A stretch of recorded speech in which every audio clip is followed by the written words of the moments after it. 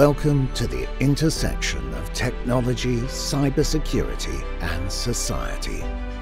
Welcome to ITSP Magazine. Knowledge is power, now more than ever.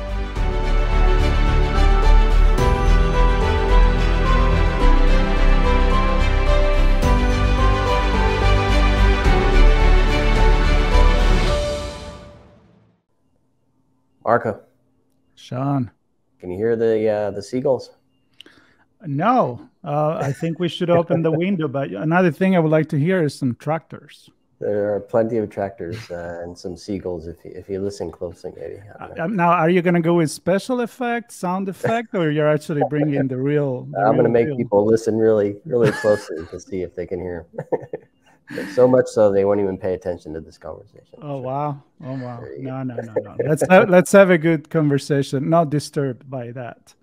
I was having a little joke here because I think the topic we're going to talk about, which is around deception and multidisciplinary approach to cyber, I can see a role of the seagull in our current approach, where we're just constantly squawking and saying something. The loudest one gets the food. I don't know. I might be going a little off track here, but the point is there's a lot of noise, and we seem to keep doing the same thing over and over and over. We're just squawking at each other, all us techies who know how to sling code and deploy products and respond to attacks that we cross. But there's much more to it than that. There's a strategy, there's communication, there's planning, there's understanding the impact to the business, which goes well beyond just squawking for a piece of bread on the beach. So I'm grateful for you to join me, Marco, to have this. Hopefully, it will be a fun conversation. For those watching, they see we have a guest joining us as well, Rob Black, who was on the show not too long ago. We wanted to have you back, Rob. It's good to have you. Oh, good to be back, and looking forward to a good conversation again. Yes, it's going to be fun. We had a really good one at InfoSec EU, and I'm excited to keep the conversation going. For those that haven't heard that, first off, go listen to that conversation. Second, wait, not now. After. Not now. After this. But in the meantime, a quick word, Rob, to refresh folks who Rob is, what you're up to, and why this conversation of multidiscipline and deception. Well, hi everyone. Just to give a bit of background about myself. I'm a lecturer down at the UK Defence Academy, where I teach our British military to think about integrating cyber into military operations. In that role, formerly, I was also Deputy Director of the UK's National Cyber Deception Laboratory, where we looked at the role of deception and how we could use deception effectively to be much more proactive in the way we defend our networks and defend our institutions in the cyber and virtual domain. Alongside that, I'm also the director of the UK Cyber 912 Strategy Challenge, which is very much about focusing on upskilling and delivering the next generation of cybersecurity leaders who are skilled across not just technology, but strategy and policy. And for me, it's fundamentally about having this multidisciplinary approach to cyber. And I think too often we've almost defaulted to the technology-centric excitement, the shiny toy that cyber brings. And most of my career, I'm saying this as a non-technical person. I can't fix computers. I can't code. I can't chase bad guys in the networks directly because I can't do that. But I kind of feel like I'm an imposter because I haven't got the technical qualifications accreditation. But yet I've made a valuable contribution to cyber. And if you look at the evolution of the thinking around cyber policy and cyber thinking, there is so much more to cyber than just the technical aspects. And it's about working with those skills, understanding that language and bringing that language to bear, whether it be in the boardroom, in companies, at governmental levels. It has to take a whole of society, whole multidisciplinary approach to cyber. And I think too often we've just been slightly too easy falling back on the technology side. So, from a career where I've spent the last 10, 15 years in cyber, I felt an imposter because I'm not a techie, and yet I felt like I've made a valuable contribution at each stage. So I'm hoping that through this conversation, we can talk about exactly those challenges. We might even mention a few seagulls and how they do come back into cyber deception, quite literally, because it's all about playing with the understanding that the attacker is having and what we can do about it and how we can manipulate that. So I hope that gives a bit of a background for you. Yeah, it certainly does. And before people shut this this episode off because they're thinking, I have a strategy, I have a plan, I've written policies that drive my controls to determine how my tech works at the hands of my staff.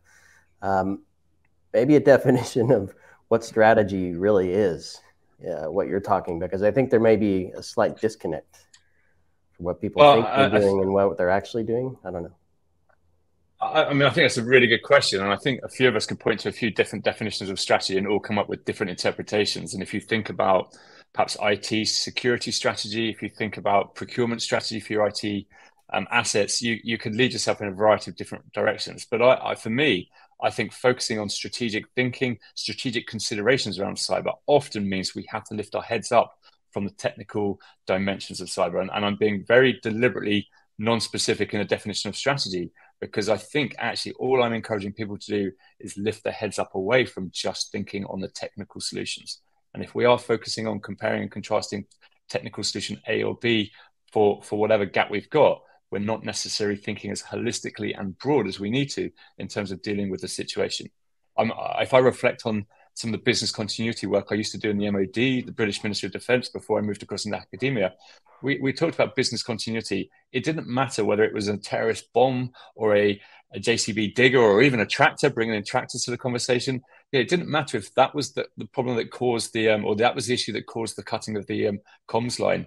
The reality was you had to deal with the reality of a lack of comms, and dealing with that, ensuring business survival, business activity continued, or the resilience of your systems to bounce back as quickly as possible. So at that point, the strategy and the thinking around that was much greater than just dealing with a technological incident or the aspects at hand. And that's where I would encourage that thinking right there. Well, I'm going to jump in because it's like I feel like we've been knocking on this door and singing this song, Sean and I, since when we started ITSPmagazine. As a matter of fact, our original focus was on cybersecurity and society. And when you start putting the two together, and then we added technology just to make it even more fun, you have to open your mind, right? So your interaction with my post on LinkedIn that came through, connect here in this conversation was about the fact that I was saying that we never look into philosophy and ethics in technology like we've done nowadays with artificial intelligence. But it's a way to look inside ourselves and realize that everything is connected. And your comment was right on that. Like we need everybody, psychologists, sociologists, anthropologists, thinkers that are just not thinking in that way. Because I feel like the bad guys, to come back in cybersecurity, they come in where your strategy fail. I mean, you can put 4 walls, but if you have no roof, what are you going to do? That's where they're going to come in. Absolutely. And I think even more fundamentally to that, the virtual domain, the first ever man-made virtual domain, the artificial domain that is cyberspace, really does challenge our entire societal existence. It causes us to question our relationship between the governments and our government's responsibility to protect us. The fundamental theories of government from, I think, the 1700s, and I'll question my history as to whether I'm accurate. What is the role of government in protecting the citizen? Well, we all know it's about protecting their security and allowing them the ability to have economic activity and be safe and secure. Cyberspace really challenges those assumptions. What is the responsibility of government in cyberspace to protect the individual? What is the responsibility of governments to protect individuals and multinational organizations? Should the US government or the British government be responsible for just the British element of a multinational organization? How should they deal with? Let's take the standard cybersecurity issue. We have organizations, if I pick the UK or the US, who are being attacked by cyber criminals in other nations. They could also be attacked by hostile nation-state threats. In any other domain, terrorism, warfare, you would be expecting an armed response by either the police or the military. In cyberspace, what response are we expecting the government to provide? That's a really difficult question to answer. That's not me calling the governments out and criticizing them. It's actually asking us to really fundamentally revisit our philosophical assumptions about the role of the state in protecting the citizen.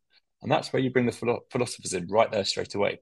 And then if you think about it in more detail, the traditional challenge in cyberspace is, what does violent look like? What does violence mean in cyber? And then we need to revisit the idea of the concept of informational violence. Informational harm. Is it the same as property violence? Do we capture it in the same way? If I delete your hard drive, is it like I've stolen your front door? Is it like I've stolen your filing cabinet? No, it's slightly different because I can temporarily delete it. I can remove it. I can place it. Is that theft? Actually, if I look at it and look at the information contained in a business, it's an existential threat to the survival of the business. Does it feel right that we just classify it as a property-related issue or data as property? No, it doesn't fit in those categories that we've traditionally used. So we have to revisit those assumptions right there, right again. And it causes us to revisit everything. And I think for me, the really exciting bit is in understanding human relationships and interactions. And this is where I see the psychologist and the anthropologist is absolutely key. We have now got, and if you think about traditional research in this space, it used to be called computer-mediated communications. That's the research that was done on traditional cyber aspects many years ago. But that is exactly what it is. In today's modern age, look at us now, we're interacting through technology. We're interacting from different parts of the globe without any physical connection between us. And we are having this conversation mediated through these technological channels. So what does that mean in terms of the concepts of trust? How do I know you're there, Marco? How do I know it's really you? Same with you, Sean. How do I know? How do I expect that? Traditionally, we would shake hands. I'd trust you that way. We'd have a laugh and a joke, build a bit of rapport. Person might even go for a beer. That would be how we do it. How do we do that in cyberspace? How do we do that for business in cyberspace? And then more in the cybersecurity space, how do we understand who's trusted, who's not trusted? How do we engage with someone? How do we make sure they know that they shouldn't be in our networks? How do we communicate? It causes us to revisit everything. All of the traditional psychological experiments and theories that we've heard about, compliance, how we make friends and influence, and all the traditional experiments need to be revisited to look at how it's happening and how it happens now when it's been shaped and mediated through technology and computers. And it's so exciting for the psychologists to come to the fore in this world. And where I work with the military, thinking about offensive cyber and the application of cyber as a tool of statecraft, there is no way of causing real physical harm. Yes, we can point to examples like Stuxnet, where there might be some ability to cause physical disruption, but that's a one-off or a kind of an outlier. Actually, the ability to have an effect on the decision-making of an attacker or on a defender is through manipulating their understanding of what's going on. And that is where deception comes to the fore. So here we've got a whole role that psychologists can play in understanding how individuals make sense of the situation, how they interpret what's going on around them, and then how that can be exploited to our advantage. And as defenders in cyberspace, if we're just focusing on technology, we're missing the trick. Absolutely missing the trick. Well, I want to, before we dig into the deception piece, I want to maybe hone in on something you said. What do we expect government to do?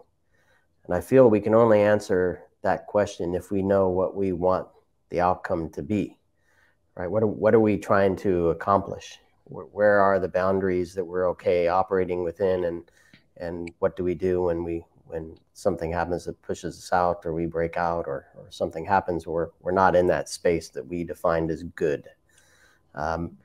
So regardless of who helps us get to that known good, back to that known good state, government or whomever, do we even know what the good state is that we're trying to reach in the first place?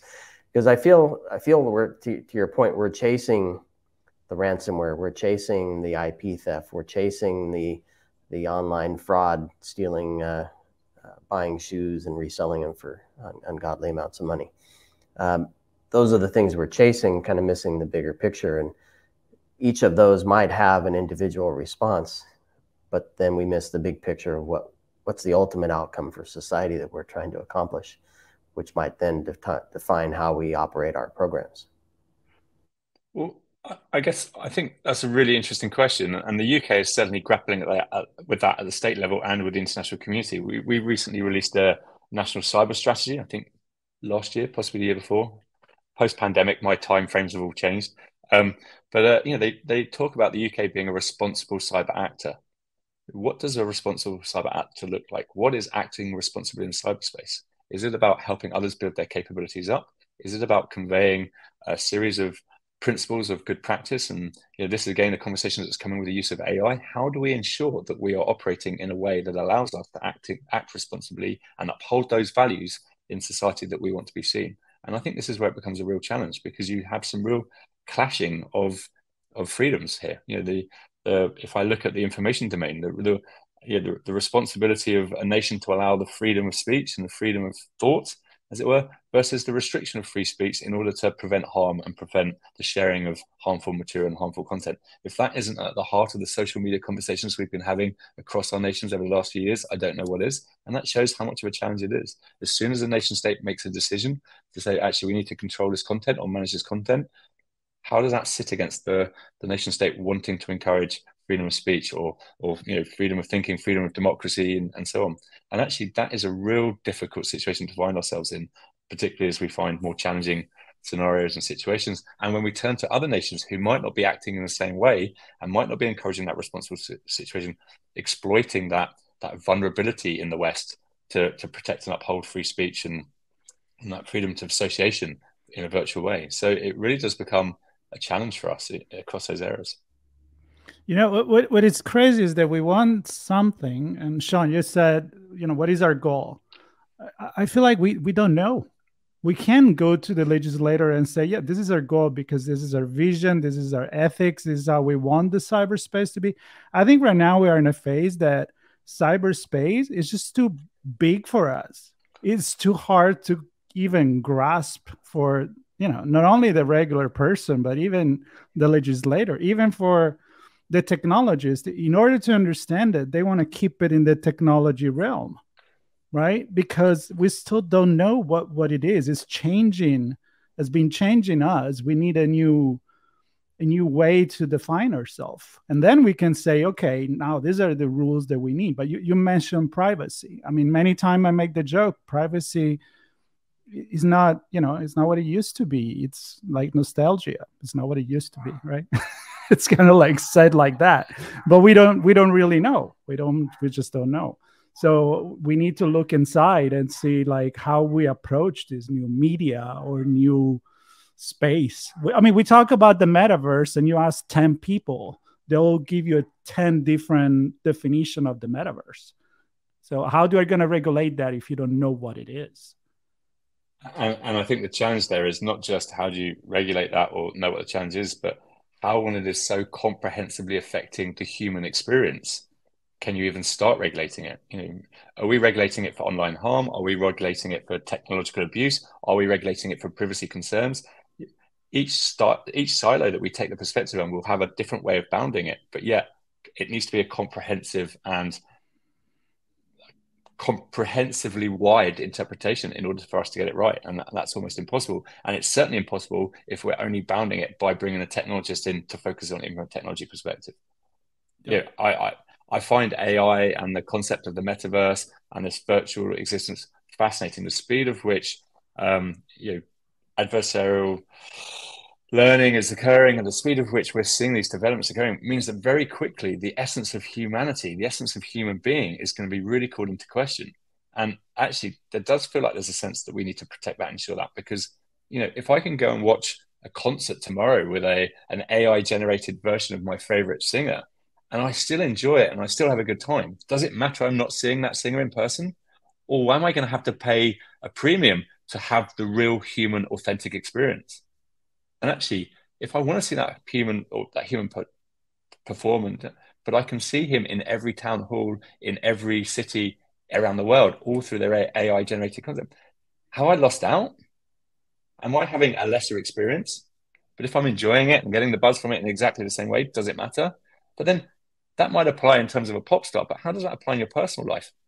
If I've got an authentic artificial intelligence who's more intelligent than human because of the speed in which they can learn, potentially even more emotionally intelligent than another human, and I'm remarkably lonely in my life, do I need to find another life partner, or can I just use AI? And could AI replace that? In which case, there's a real fundamental existential threat for human society here. And we're not even talking about the rise of the robots killing us. It's just talking about the fact we're replacing the need to have authentic human connection.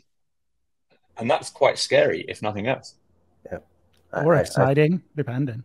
It's exciting. Yeah. It's exciting. I'm waiting for Marco to train Tape 3, our robot, to replace me, so I can just relax. I already did, dude. There we Already go. did. I know. Well, you said your tape 3. So. How would I know? That's the question. How would I generally know? Exactly.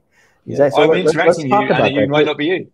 So let's talk about the deception, because as with everything when we're talking about anything, there are different ways you can slice things, right? So you can use technology for good, or you can use it for nefarious purposes, or just exists, or whatever. Some sliding in between. So deception, I think we want to talk about it in terms of using it as a means to make it harder for a bad actor to succeed in their journey to take us out of our comfort zone. Right? Absolutely. And actually, I think that's the critical consideration. What are we doing to make it more challenging for our attackers? And if I think of the definition of threat is often defined as capability and intent. So what are we doing to disrupt their capability? What are we doing to disrupt their intent? Most of the work we're focusing on is disrupting their capability, the resources they're using, the tools they're using, and blocking them or stopping them from using it. But what are we really doing to mess with their decision-making or understand their decision-making? I was listening to a podcast the other day. Charles van der Walt was talking about this with the ransomware actors, how they've evolved, how their tactics are changing, but also how they're having to learn about the victims. And they're picking victims based on their ability to understand the victims, mainly through language, so they know what data is valuable when they're stealing it. So actually, there's a series of decision points that actor is taking, not only in gaining access to the network, but also traversing through the network, then discovering information, discovering the crown jewels, which they might be stealing, and they have to make a decision about how much time they spend in the network, what are they going after, what information should they take back with them, and why. So these decision points are happening all the time. How are we as cyber defenders interacting or being conscious of those decision points and manipulating the attacker's experience? What could we be doing? It doesn't even need a technical solution. The NSA did a brilliant piece of research, and I can point it to you and steer it to you, where they told a series of pen testers that there was deception being deployed on the network, and they told another series of pen testers absolutely nothing. And you know what? The pen testers who were told that deception was deployed on the network did two things. They progressed more slowly through the network because they questioned every single part of the network, because if it looked too good to be true, that must be where the deception was placed. If it looked as though it wasn't in the right place, that must be a deceptive asset.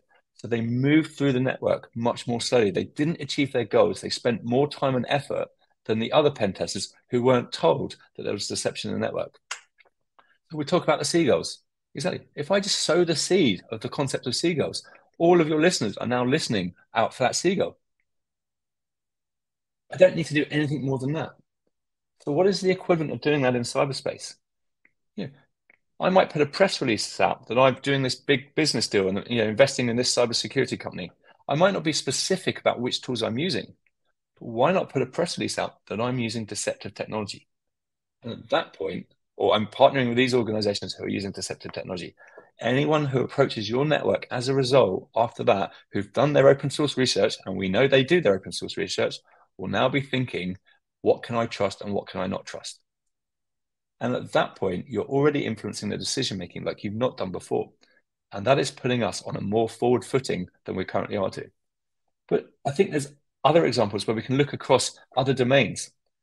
I'm sure all of you have watched a Hollywood film and been scared or frightened or panicked or crawled behind the sofa because there's a bit scared. I remember being scared by ET. That shows my failure in life. But I was petrified. It was a 2D film in front of me, and I thought it was so realistic. I thought there were aliens out there who might be scary. What is the equivalent in our virtual man-made networks? What is the equivalent that we can do to make our attackers scared? Liam Neeson famously talks about that in The Phone in Taken. He talks about, if I find you, I'll come down and kill you. What is the equivalent of doing that? Could we, if we've got an ongoing investigation into a cyber compromise, it could be there for 20, 30, 60, 80, 100 days. We could be doing an investigation into them, finding out who they are. Why couldn't we sow some data back into our networks, which just let them know that we know who they are? Could you imagine being an attacker inside someone else's network, looking for interesting stuff, and you come across a nice shiny document, and in that document, it had your home address, had the name of your kids, the school that they went to. Now, that might be pushing the limits in terms of what we're ethically allowed to do, but just think about the effect on their decision-making. Are they going to be focusing on what they're going to be doing in the network, or are they going to be focusing, I need to find out if my wife and kids are right? There was an attack on US CENTCOM a few years ago on Twitter. The Syrian Electronic Army posted a load of details of US servicemen who were operating in the Middle East. Do you not think those servicemen were now thinking, okay, my home address has been leaked online by some evil bad guys. I want to make sure my government, my military are making sure my family is safe, making sure my kids are safe. Do you think for one moment they weren't doubting whether that was a priority and whether they could focus on their day job? I'm pretty sure that the first thing in their mind would be, I need to make sure my family is safe. So what would be the equivalent in cyberspace? How do we make our attackers question their own efforts, question whether they should be carrying on this activity? And I think there is a wealth of activity we could be doing there. Wow. You know, you didn't mention a single time anything about technology. And I'm thinking like a confrontation on an old battlefield, like Roman Empire versus, you know, the Turkish Empire, whatever it is. And all comes down, in my opinion, tell me if I'm wrong, that if you just think technology, everything needs to come down with when you clash on the field.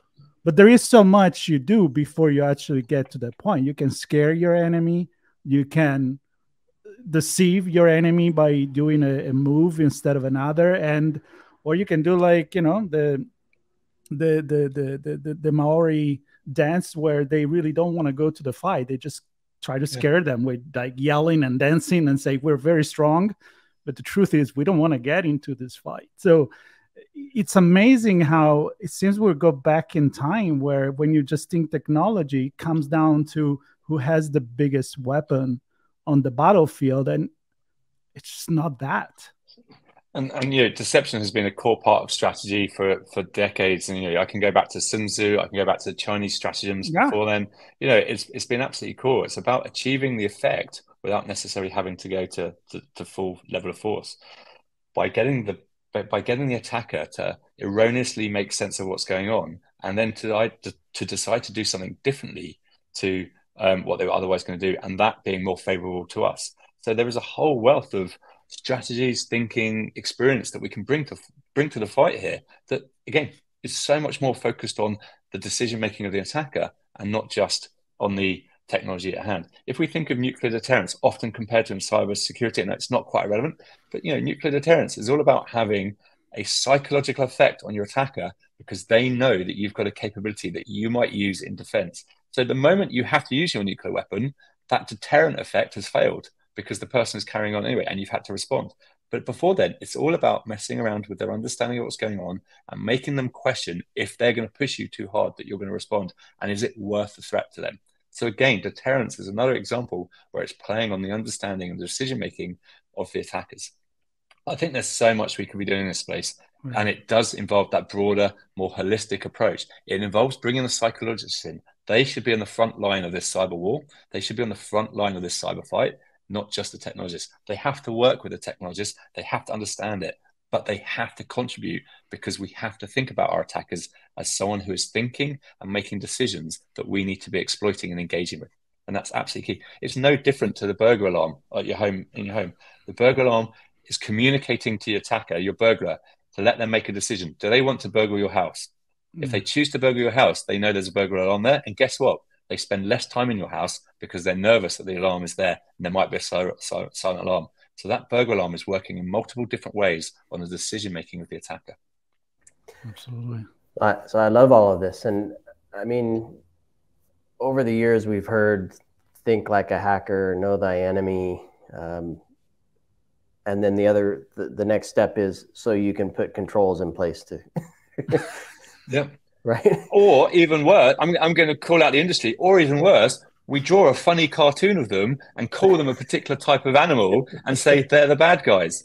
We dismiss the human element of them. And I understand why, because of the geopolitical aspects and considerations of attribution and whether or not, you know, individual companies should be calling out certain nation states or whatever it might be. But we dehumanize our attackers. If you think of the attacker, what's your first image? A shadowy figure with a hoodie on. that does not bring a consideration of the human back into this. It's absolutely critical. So how do we do that? I love the psychologist. I look back to my early days at Symantec, where we're building a ton of products, and they did a brilliant job. The products did a brilliant job at protecting against the new DOS virus. Right? This is how back I'm talking about here. Eventually, users had to interact with those applications to, one, know that they were actually doing what they were supposed to do, to help it respond when the application couldn't take control on its own, knew when or to alert them if they had to take some other action, that they went off the rails completely, or they've infected a network, whatever the case may be. My point is, at one point, we realized there were humans interacting with the technology, and we needed to bring in people that weren't just technologists to help us connect with that human. Usability engineers is what I'm talking about. Yep. So, and people who, we did studies on how people thought. What do you feel when you see this screen, or see this alert, or don't see it? And that psychology, the understanding, helped us build hopefully what I thought was a better product at the time. So talk to me a little bit about what you're doing. Maybe this is a good place for the Cyber 912 strategy stuff to come in, where how we bring different folks together, multiple disciplines, to have this view that is well beyond just, I have this view of the attacker and I'm going to put some technology in there. I mean, I think the ultimate goal, and you're absolutely right, is you talk about the usability challenge, and you brought in experts on usability, and it helped improve the product. Now we need to apply that offensively. Quite literally, what are the alerts the attackers are seeing? How can we overload them so they don't know which alert to deal with first? How do we manipulate their tooling? There's a great example of a chap who was so annoyed at playing a particular computer game online because of all the people who were cheating and downloading crack weapon packs. They were getting all the weapons. So what did he do? He designed and developed a poisoned, cracked weapon pack. So the people who downloaded the cheat pack got a set of weapons that didn't do what they were supposed to do, and they blew up in their face. They would go and fire, when they loaded up their sniper rifle, whoever ran in front of the crosshairs got shot. It didn't matter if they were civilian, it didn't matter if they were your own team, or they were the enemy. It instantly shot and killed them. How can you work effectively in a team if you're shooting your own teammates? They were very quickly disowned. Or someone else who, another tool, they throw the grenade. As the grenade gets thrown, it doesn't go far. It literally drops in front of you and explodes, instantly killing you, turning into Burning Man. Very clever, effective manipulation of the technology to have an unintended effect by the user, but knowing that the user is expecting it, the computer never lies, expecting it to act in a certain way, and then fundamentally undermining that. So that whole usability thing needs to be applied offensively, and I think that's a great example of that. But I think ultimately this is about bringing diversity of thinking into cybersecurity. Your podcast, can't speak, your podcast definition, redefining cybersecurity. That's exactly it. How do we bring that competitive advantage? How do we bring that diversity of thought and diversity of thinking? Well, the one answer that is definitely wrong is fishing out the same pool of people all the time. That does not work. So how do we enable conversations? How do we bring experts in from the arts, experts in from science? How do we bring in the Hollywood filmmakers who are designing exciting new ways of shocking and stimulating the audience? How do we bring in and I'm thinking about, how do we bring in the theme park ride engineers to talk about the experience the passengers have on their rides? How do we bring that in to think about the experience the attackers are having on networks?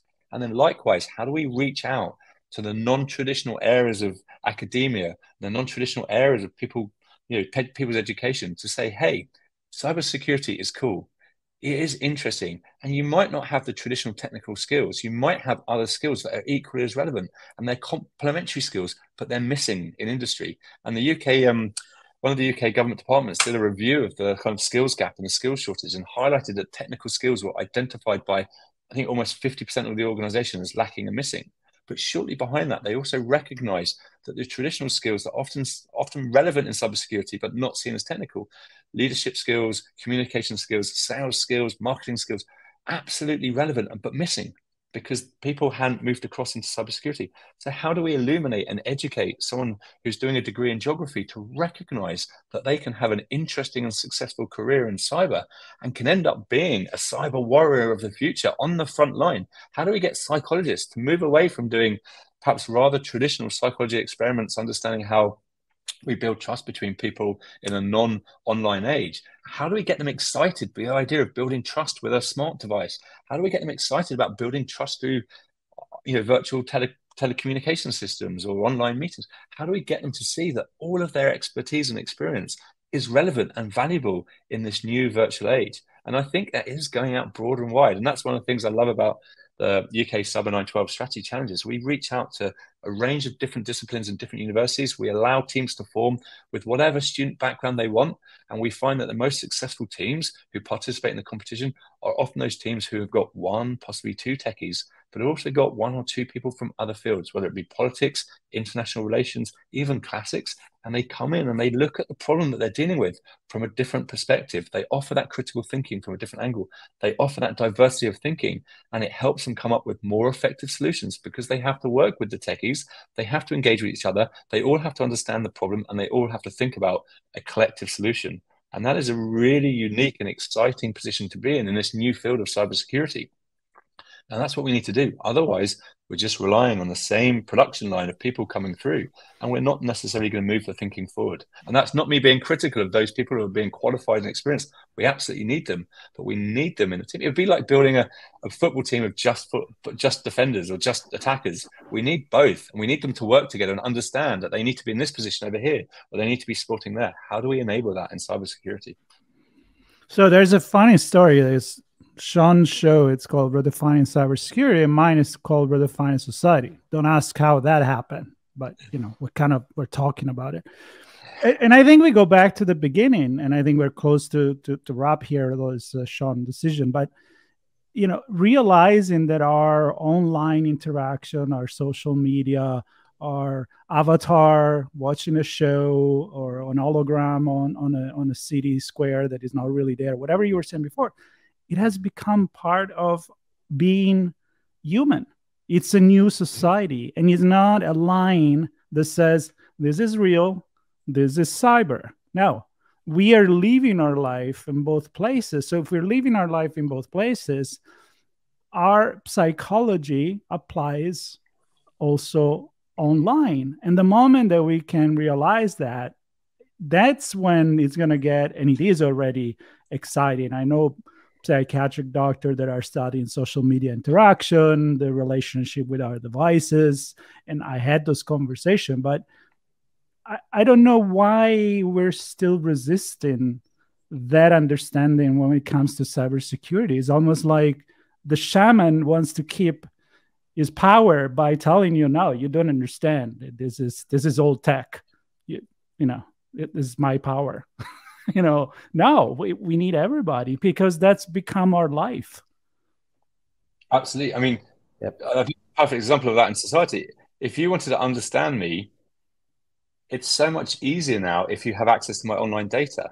You just need to look at my Spotify playlist. You can look at my podcast listening. You could see what I was interested in. You could see what I was motivated by. You could see what I'm watching on Netflix, and you would understand me so much more better than just observing me walking down the street. So our online digital footprint is providing us so much more identity. Look at online dating. Probably 10, 20 years ago, it was strange if you did online dating. Now, the first thing you do if you meet someone in the physical world, you check their online profile to make sure they're real. It's a complete flip from where we were 10, 20 years ago.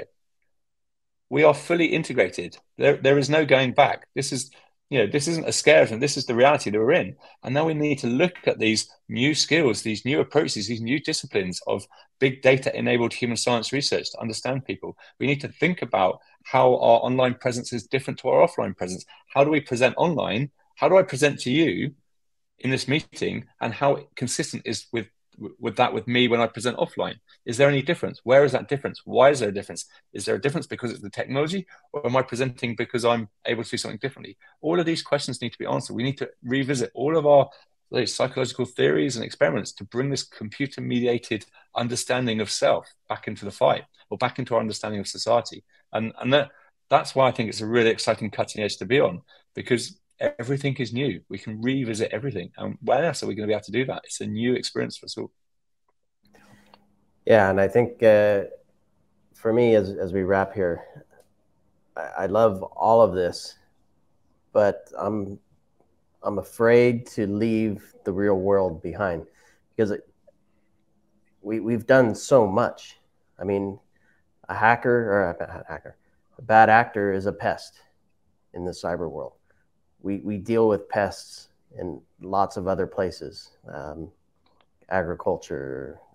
Marco and I did a podcast on weeds overtaking lakes and killing fish. I mean, that's a situation that it's not a cyber situation, but it's a real situation that we deal with technology, right? And humans help. So I love that we have to think differently, but I also think we have an opportunity to look back at how we've done things over the years, decades, centuries, to say it's not that different, really.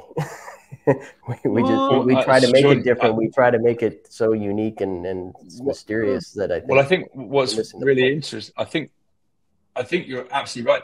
Our brains haven't evolved. Look at how quickly our brains evolve. The challenge we have is that as human beings, our brains haven't caught up with the technological developments. So I still get stimulated in the same way as I did 100 years ago, 200 years ago, even 1,000 years ago, perhaps. The problem is we've got these virtual ways of being stimulated.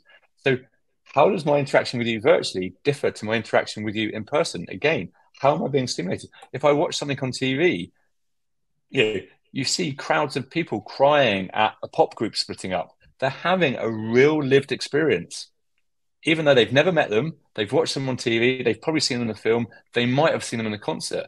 So in the virtual age, what does that ability to have that effect on that person at scale, at range, whatever, what does that mean? Because the brain hasn't caught up. And also, I think another good example is the work Johan Hari's been talking about in terms of focus. We are really bad at multitasking. Our brains can't multitask. We context switch, and we context switch really poorly.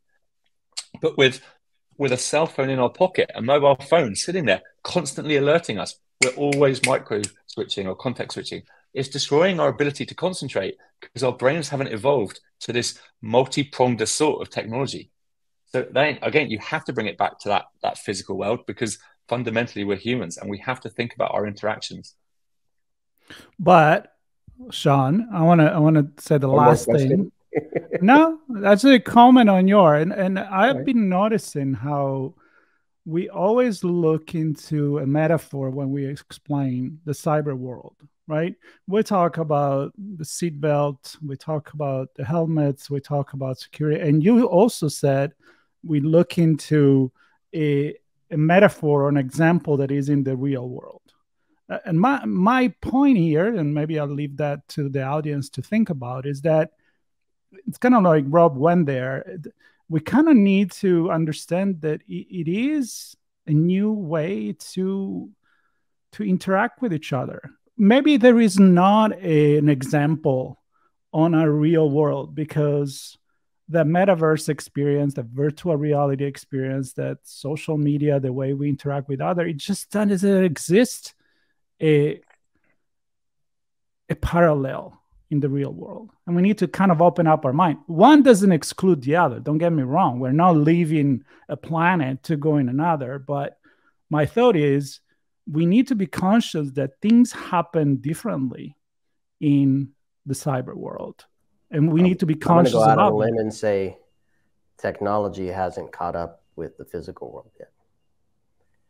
And that the technology, I would say that our being and our world here on Earth and in the planet ecosystem, technology can't even touch it. So I think it's way more complex. We don't know enough about ourselves and each other and the planet and the solar system to even come close. I think we know. Yeah, I think if we explored that, we'd understand the technology a bit more as well. You need both. Yeah. What's the point? Being a little philosophical here, but with me, you're always going to be philosophical. I know. Well, I enjoyed this, Rob. I love all of this. Love all of this. But I think that's why it's so exciting, because we're touching about the fact that technology hasn't caught up with society. We've talked about society not catching up with technology. This revisits everything. This really does make us question our assumptions on life. And how exciting is that? We need a new social contract too. That's right. Absolutely. Fundamentally, yeah. Yeah. I think signed by seagulls. Can you let the seagulls in now, Rob? And a tractor. I'll get you a squirrel here in my garden. All right. Well, listen, I mean, I have a feeling we made people think way more than we gave them any answers to take back to their programs. But I think the point is we need to think bigger, differently with each other, I'm going to say. So to your very first point, Rob, if our head's down, even if it's down with each other in our own little teams, we're going to miss the point. And so pull the head up, think differently, interact on a broader scale, and bring other people in that aren't on your team. and change your thinking, change your assumptions. Make some stride. Yep. No. So you mentioned a couple of things. One of them, there was a NSA link or something we'll include in the show notes. Whatever we can get from you, Rob, we'll include those for folks to connect with. Of course, your 912 Cyber 912 strategy information, and of course your profile, so they can reach out to you and keep this conversation going with you if they wish to do so. So thanks everybody for listening. Thanks, Rob, for joining us. Marco, good to have you on. We can get philosophical today. Yeah, me or my digital twin, you never know. That's right. That's right. So thanks everybody. Keep redefining cybersecurity.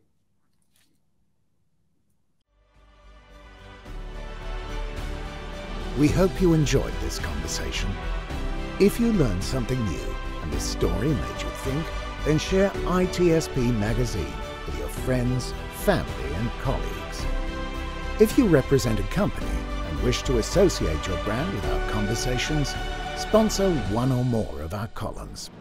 We hope you will come back for more stories and follow us on our journey. You can always find us at the intersection of technology, cybersecurity, and society.